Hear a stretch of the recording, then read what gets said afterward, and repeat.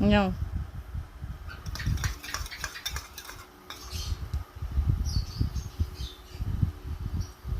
ওর ছোটবেলার প্রিয় খাদ্য, যেটা খেয়েও বড় হয়েছে। এটু আর জীবন এটুকু আমি খুশি দিতে হবে। কেন এটা খেয়ে নাও, যাও। বেডে ফেলায়ে খিজুর খেয়েছে, সারা দেশ খিজুর করেছে। এখানে বাটিতে বসে বসে খাও। আচ্ছা আমি দিচ্ছি চামচ থেকে, অনেক সান নাও।